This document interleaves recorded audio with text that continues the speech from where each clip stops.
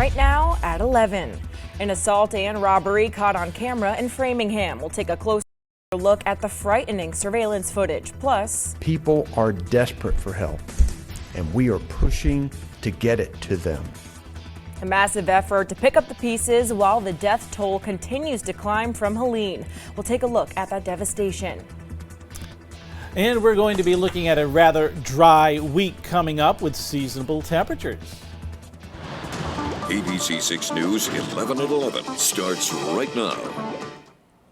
New tonight on 11 at 11. Wareham police arresting a man on drug charges. It happened Saturday night when police say they stopped 49-year-old Nathaniel Bagg in the 7-Eleven parking lot on Cranberry Highway. Officials say while they were talking with him, they noticed a large plastic bag hanging out of his pocket, which they say had 200 pills and cocaine inside of it.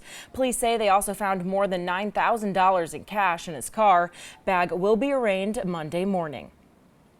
Firefighters in Lakeville called to a motorcycle crash this afternoon. It happened around 3 in the area of Long Point Road, right near the Between the Lakes scenic spot near Betty's Neck. Officials say a man was seriously hurt and taken to St. Luke's Hospital for treatment. No word yet on what led up to the crash. Now to some other local stories we're following for you this Sunday evening. A man was taken to the hospital in critical condition after a crash. It happened on Bullocks Point Avenue in Riverside. Officials say they think the driver suffered a medical episode before crashing into that utility pole. Meanwhile, in New Bedford, 6 adults and 4 children burned out of their home after a fire. It happened this afternoon inside of a multifamily home on Pleasant Street. Viewer video shared to ABC 6 News shows heavy smoke and fire coming from the second floor of that home. One person was taken to the hospital for a medical issue. The cause of the fire is still under investigation, and the Red Cross is helping those affected. Let's get a check on the forecast now. Meteorologist Bill Guile joins us live in the Weather Center. Bill, it's a little chilly out there, but nothing out of the norm, right? Right, yeah, no, this is kind of seasonal what we're experiencing. We had a lot of clouds around for today, but our temperatures fell just shy of the normal high. The normal for this date is 70 degrees, and TF Green missed it by 1, 69 degrees there. Smithfield topped off at 67. Taunton did make it to 70 degrees. Overall, not a bad day, just the clouds kind of making things look a little gray throughout most of the day. There was actually a very light sprinkle down around Westerly early this afternoon and over towards Groton and New London, Connecticut, but for the most part, we're just seeing some low clouds around the region for tonight.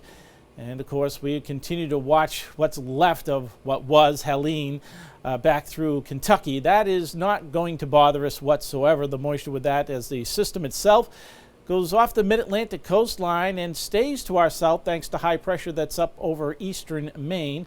And there's actually going to be a cold front coming in for the midweek stretch, too, to help kick it out of here. So we really don't have to worry too much from that. Overnight tonight, just a lot of clouds, patchy fog, temperatures dropping down to the lower half of the 50s. And we'll start out with the clouds and fog in the morning tomorrow. Some breaks of sunshine for the afternoon, and that'll take our temperatures up to around 70 degrees with a light easterly breeze. Here's your bus stop forecast. Off to school tomorrow morning, looking at temperatures right around 54 with the cloudy sky, and coming home there will be those breaks of sunshine as we're right around 70 degrees. Now coming up, we're going to see what's going on in the tropics. Of course, we'll have a feeble shower threat coming up in midweek. I'll show you that. And then, of course, a little bit of a warming trend to end the work week. Alyssa. Sounds good. Thanks, Bill. All right, turning now to news making headlines this weekend. Family, friends, and fellow officers gathering to lay to rest a Massachusetts State Police trainee who died 2 weeks ago during a training exercise. 25-year-old Enrique Delgado Garcia died following a boxing exercise at the Massachusetts State Police Academy in New Braintree. On Saturday, an honor guard delivered an American flag to his family, and the State Police Air Wing did a flyover as part of that funeral procession. Now Garcia's loved ones, as well as some state officials, are calling for an independent investigation into his death. Because in sitting with his family, that's what they said. Their child's gone, and they don't have all the answers. I really hope that we get justice for what was done to him, and his story gets told. Garcia would have graduated from the Mass State Police Academy next month. Meanwhile, a fall festival in Massachusetts this weekend is helping out a young girl in a huge way. The South Coast Harvest Festival is raising money for 15-year-old Nani, who lost her mom and brother in a violent crash on 195 in New Bedford earlier this month. The family was living in their vehicle at the time of that crash. Now 100% of the proceeds from the fair's raffle this weekend go to Nani. On Saturday, organizers say they almost ran out of raffle tickets and had to purchase more for today. My mom is one of her teachers at New Bedford High School. It's so awful what she's going through, and I'm happy the community is coming together to help her in whatever way that they can. And genuinely, truly, from the bottom of our hearts, thank you so much. This is going to a great cause. Couldn't be going to a better girl. This is the South Coast Harvest Festival's second year in operation. St. Vincent de Paul, Rhode Island, holding its 17th annual Friends of the Poor Walk in Cranston today. The walk is to raise money to help individuals and families facing tough times. St. Vincent de Paul is a volunteer-based organization that helps people in need one-on-one throughout the entire year. There are walks being held by St. Vincent de Paul's all over the country today and this full weekend. It's a time for us to get together with the community to raise funds for our Rhode Island families in need that we help throughout the year, and just to spend some great time together having some fun. Organizers say around 100 people participated in the walk. Happening across New England, the Mass State Police bomb squad called to a recycling center in Everett after workers found this. Officials confirmed it is a World War II-era military projectile capable of carrying several pounds of high-powered explosives. Now, authorities say they could not determine if the device was actually armed, so they took it to Fort Devens, where it was safely disposed of with firefighters on standby.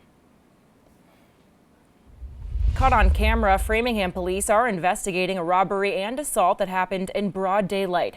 It happened on Friday. A woman can be seen leaving a business before a man wearing a black mask, carrying what appears to be a weapon, quickly grabs onto her bag and chases her. The man eventually overpowers the victim and takes off in a black Honda Pilot. Thankfully, the woman was not seriously hurt during the robbery. No arrests have been made at this time. Taking a look at national news on 11 at 11.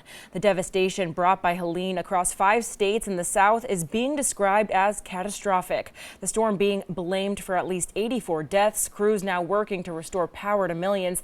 And in North Carolina, many residents are now without water. Here's ABC's Allison Cossack with more.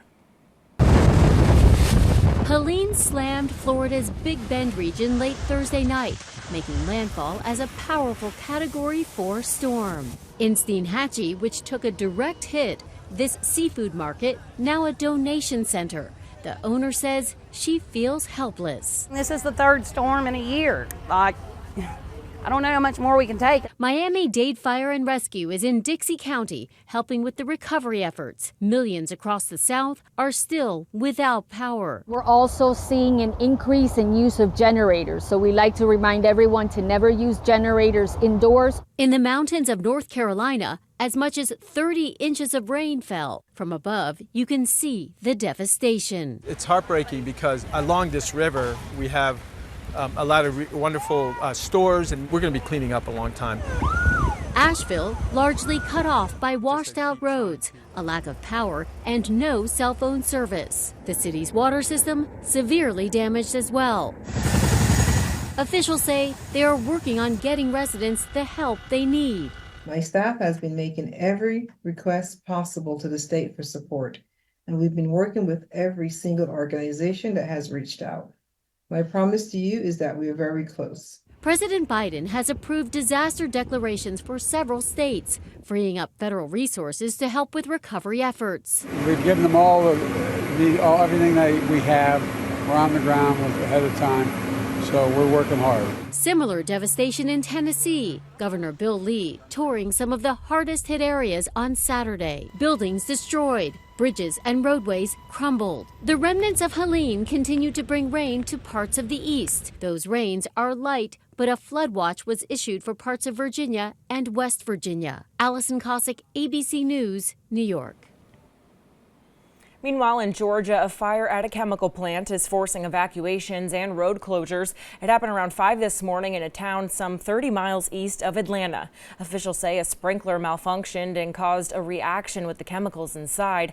A fire would later break out on the roof and reignite hours after that initial reaction. Several roads and highways were also closed during the fire. Switching gears now to consumer news tonight. Longshore workers on East and Gulf Coast ports could go on strike Tuesday, meaning many popular products could become scarce. Like chocolate, alcohol, and fruits like bananas and cherries. Businesses have been watching the strike deadline, and many are already doing what they can in preparation for a shutdown. A longer strike could lead to a shortage of cars and inflated prices for imported goods. Meanwhile, songs by Adele, Bob Dylan, Green Day, and many more are blocked by a YouTube legal dispute with performing rights organization SESAC. When you try to play the songs, an error message pops up saying it is not available in the U.S. In a statement, a spokesperson for YouTube says they were not able to reach an agreement with SESAC before their previous agreement expired. Reps for SESAC did not immediately respond to the media's request for comment.